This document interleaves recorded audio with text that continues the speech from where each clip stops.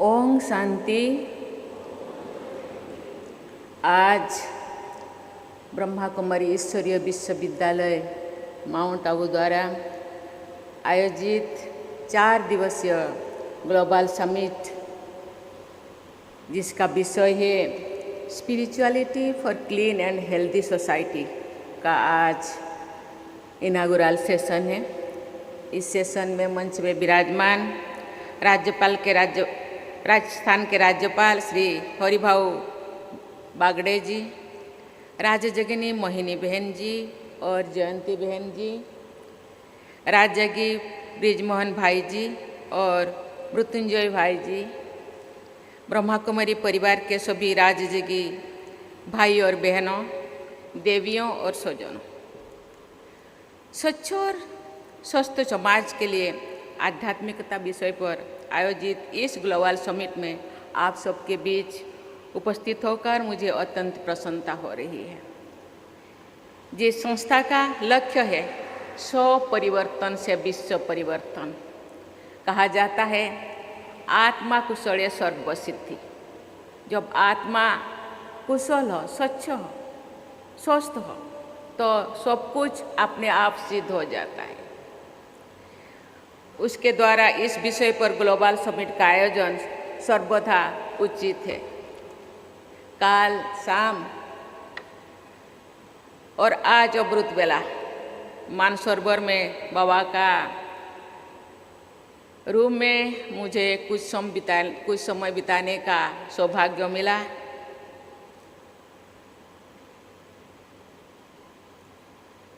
इसके साथ काल करीब 30-40 सीनियर राजजगिनी भाई बहन से थोड़े समय बिताने का, वार्तालाप करने का मुझे सौभाग्य मिला। लेकिन राजजगी निर्बल भाई जी की कमी मुझे महसूस हुई। वे आजीवन मानवता के कल्याण के प्रति समर्पित थे। वैश्विक शांति और नैतिकता पर आधारित समाज निर्माण के प्रयासों के लिए उनको हमेशा याद किया जाएगा। मैं उनकी पुण्य स्मृति को नमन करती हूँ। देवियों और स्वजनों, आध्यात्मिकता का मतलब धार्मिक होना या सांसारिक कार्य का त्याग कर देना नहीं है।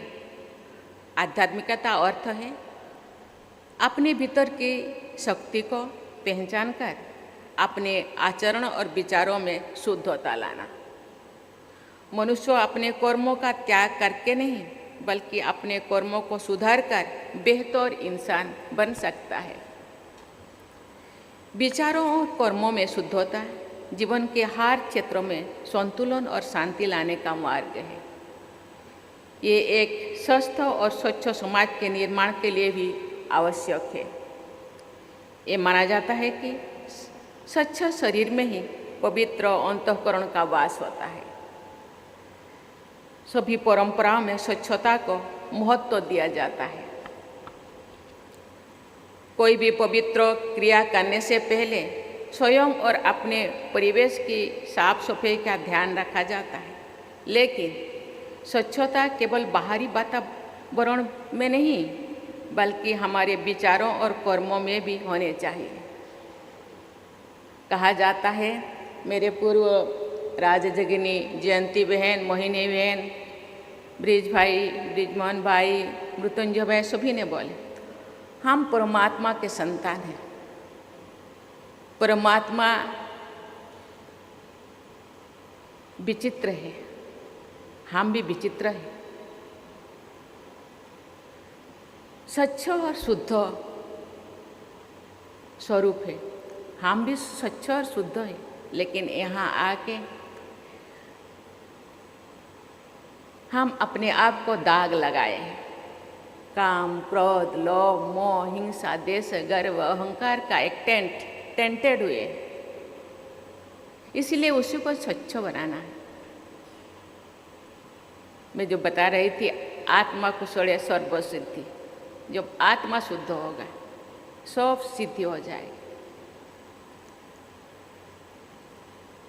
अगर हम मानसिक और आत्मिक रूप से स्वच्छ नहीं है तो बाहरी स्वच्छता निष्फल रहेगी। आध्यात्मिक मूल्यों का तिरस्कार करके केवल भौतिक प्रगति का मार्ग अपनाना अंततः विनाशकारी की सिद्ध होता है, विनाशकारी ही सिद्ध होता है। स्वच्छ मानसिकता के आधार पर ही समग्र स्वास्थ्य संभव होता है। अच्छे स्वास्थ्य के कई आयाम होते हैं, जैसे शारीरिक, मानसिक, भावनात्मक और सामाजिक स्वास्थ्य। ये सभी आयाम परस्पर जुड़े हुए हैं और हमारे जीवन की गुणवत्ता को प्रभावित करते हैं। भावनात्मक और मानसिक स्वास्थ्य सही सोच पर निर्भर करता है, क्योंकि हमारे विचार ही शब्दों और व्यवहार को रूप देते हैं। दूसरों के प्रति कोई राय बनाने से पहले हमें अपने अंतर्मुख में झांकना चाहिए। जब हम किसी दूसरों की परिस्थिति में अपने आप को रख कर देखेंगे तो सही राय बन पाएंगे। संत कबीर ने कहा था, बुरा जो देख उनमें चला, बुरा ना मिले या कोई, जो मन खोजा अपना, मुझसा बुरा ना कोई। हमारे पूर्वजों ने अंतःकरण की शुद्धता के लिए आहार की शुद्धता पर जोर दिया था। छांदोग्य उपनिषद में कहा गया है, आहार शुद्धो स्वच्छ शुद्धि, अर्थात आहार ही की शुद्धता से अंतःकरण शुद्ध होता है। शुद्ध आहार के लिए शुद्ध अन्न उपजना जरूरी है। शुद्ध अन्न उपजाना मिट्टी, पर्यावरण और स्वास्थ्य के लिए भी लाभदायक है। मुझे ये जानकर प्रसन्नता हुई है कि सरकार द्वारा रासायनिक खाद की जगह जीवामृत और प्राकृतिक खाद और बीजामृत जैसे बीज पोषक तत्वों की सहायता से प्राकृतिक खेती को प्रोत्साहित किया जा रहा है। प्राकृतिक खेती से स्वच्छ अन्न तथा स्वच्छ अन्न से स्वस्थ मन की कड़ी बनती है। जैसे बीके भाई बहन जैविक खेती को प्रोत्साहन किए हैं और चारों तरफ जैविक खेती करने के लिए वो प्रोत्साहित करते हैं और खुद भी करते हैं। ये शरीर के लिए, मन के लिए बहुत ही उपयोगी है। इसीलिए कहा जाता है, जैसा मन जैसा अन्न ऐसा मन। आप जैसा अन्न खाएंगे ऐसा ही मन बनेगा, शरीर मानसिकता ऐसे ही बनेगा। देवियों और स्वजन, भारत सरकार देशवासियों के स्वच्छ और स्वस्थ जीवन के लिए अनेक प्रयास कर रही है। परसों ही स्वच्छ भारत मिशन के 10 वर्ष पूरी हुई है। इस मिशन ने समाज में स्वच्छता के प्रति जागरूकता बढ़ाई है। जल जीवन मिशन के अंतर्गत हर घर में स्वच्छ पेयजल उपलब्ध कराने का संकल्प दिया गया है और 78% से अधिक ग्रामीण घरों में नल से जल पहुंचाया जाता है। ये बहुत ही महत्वपूर्ण है, क्योंकि स्वच्छ जल केवल शरीर की स्वच्छता बल्कि संपूर्ण स्वास्थ्य के लिए अनिवार्य है। पिछले महीने ही 70 वर्ष से अधिक आयु के सभी नागरिकों को आयुष्मान भारत योजना के अंतर्गत चिकित्सा सुविधा प्रदान करने का निर्णय लिया गया है। सरकार ने इन सभी प्रयासों के उद्देश्य एक स्वच्छ और स्वस्थ समाज का निर्माण करना है। इन प्रकल्पों को सफल बनाने में जन भागीदारी का महत्वपूर्ण स्थान है। ब्रह्मा कुमारी ऐसे संस्थानों से ये अपेक्षा की जाती है कि आध्यात्मिकता के बल पर लोगों को स्वच्छ और स्वस्थ जीवन जीने के लिए जागरूक करते रहेंगे। आध्यात्मिकता हमारी निजी जीवन को ही नहीं बल्कि समाज और धरती से जुड़े अनेक मुद्दों जैसे सस्टेनेबल डेवलपमेंट, इन्वायरमेंटल कंजर्वेशन और सोशल जस्टिस को भी शक्ति प्रदान करती है।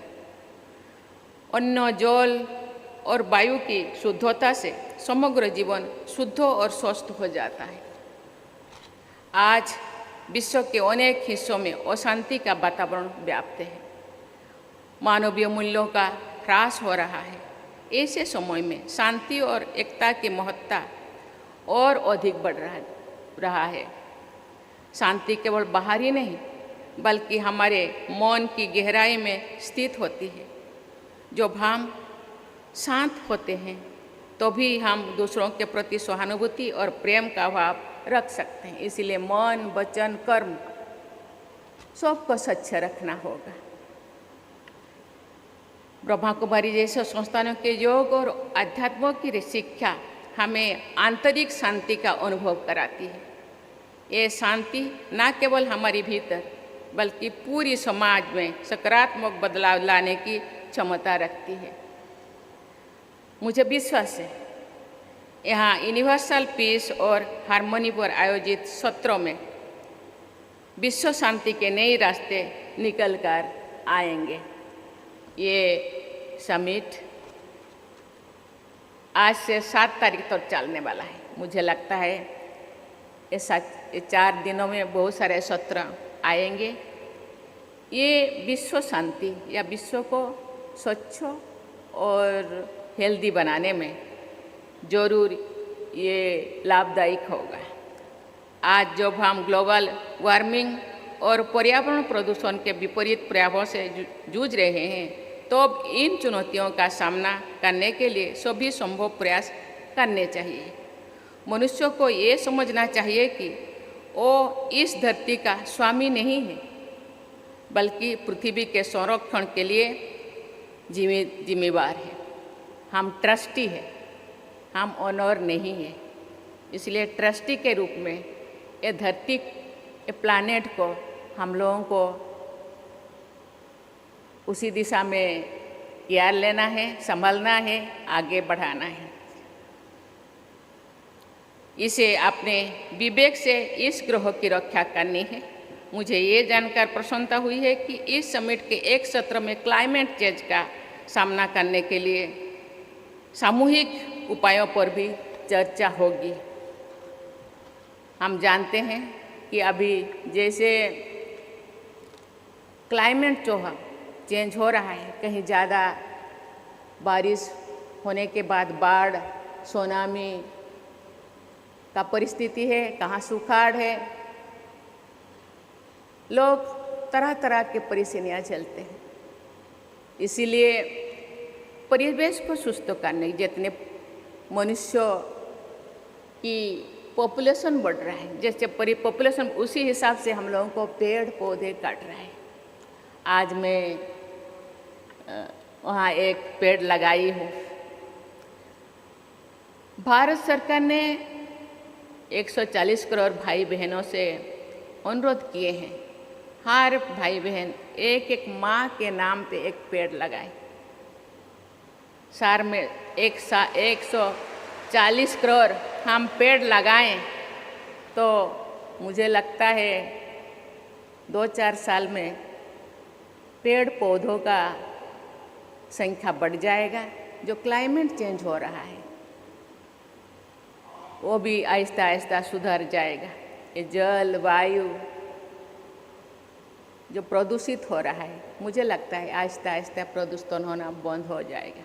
ये संस्थाएं गांव-गांव तक, शहर तक, शहर में इतने सारे संस्थाएं हैं। संस्थाएं के भाई बहन सभी परिवार से जुड़ते हैं। सभी परिवार को इस संदेश के साथ मुझे पता है बहनें अपने अपने संस्था के द्वारा जितने भी पेड़ लगा रहे हैं ठीक है, लेकिन सभी परिवार, सभी लोग एक एक पेड़ अपने माँ के नाम या अपने जन्मदिन पर हर साल एक एक पेड़ लगाएंगे तो मुझे लगता है जो परिस्थिति आज दिखाई दे रहा है वो परिस्थिति आहिस्ता आहिस्ता सुधर जाएगा। जो भारत की स्वाधीनता के 100 वर्ष पूरी होंगे तो ये संस्था 110 वर्षों की हो जाएगी। हमने आज़ादी के शताब्दी वर्ष तक भारत को एक विकसित राष्ट्र बनाने का लक्ष्य रखा है, एक ऐसा राष्ट्र बनाने का जो हर क्षेत्र में दुनिया को दिशा दिखा सके। भारत प्राचीन काल से ही आध्यात्म के क्षेत्र में विश्व समुदाय का मार्गदर्शन करता रहा है। मेरा कामना है कि ब्रह्मा कुमारी जैसे संस्थाएं भारत की इस पहचान को और मजबूत बनानेगी। देवियों स्वजन, भौतिकता हमें क्षण भर की शारीरिक और मानसिक संतुष्टि देती है। ये भली भांति ये संस्थाएं के भाई बहन जानते हैं, जिसे हम असली सुख समझकर उसके मोह में पड़ जाते हैं। यही मोह हमारी असंतुष्टि और दुख का कारण बन जाता है। दूसरी ओर आध्यात्म में हमें अपने आप को जानने का, अपने अंतर्मुख को पहचानने का अवसर देता है। आध्यात्म से जुड़ाव हमें समाज और विश्व को देखने का एक अलग सकारात्मक दृष्टिकोण प्रदान करता है। ये दृष्टिकोण हम में सभी प्राणियों के प्रति दया और प्रकृति के प्रति संवेदनशीलता का भाव उत्पन्न करता है। मेरा मानना है कि आध्यात्मिकता न केवल व्यक्तिगत विकास का साधन है, बल्कि ये समाज में सकारात्मक बदलाव लाने का मार्ग भी है। जब हम अपने भीतर की स्वच्छता को पहचान पाने में सक्षम होंगे, तभी हम एक स्वस्थ और शांतिपूर्ण समाज की स्थापना में अपना योगदान दे पाएंगे। इसीलिए ये भाई बहन खुद के साथ साथ पूरा विश्व को शांतिपूर्ण, सुखदायी बनाने के लिए प्रयास कर रहे हैं। मुझे लगता है आपके प्रयासों से, आपके समिट से, आपके 1937 से अभी तक के यात्रा से मुझे लगता है विश्व का परिवर्तन जरूर संभव होगा। कहा जाता है आप प्रयास करने से सब कुछ मिल जाएगा। मुझे विश्वास है इस समिट में भाग लेने आए देश विदेश के प्रतिभागी जो यहाँ से जाएंगे तो ये ना केवल अपने आप में बदलाव महसूस कर रहे होंगे, बल्कि समाज में भी बदलाव लाने में स्वयं को सक्षम महसूस करेंगे। आप सक्षम हो, मजबूत हो, मुझे पता है आप चट्टान के तरह हो, लेकिन दूसरों को भी मजबूत बनाने में आपका आध्यात्मिक शक्ति जरूर विश्व को बदलाने में सक्षम होगा। इसी आशा और भरोसा के साथ मैं अपने वाणी को विराम देती हूँ। मैं आशा करती हूँ ये समिट विश्व को जरूर एक परिवर्तन लाने में सक्षम होगा। इसी के साथ धन्यवाद। जय हिंद, जय भारत, ओम शांति।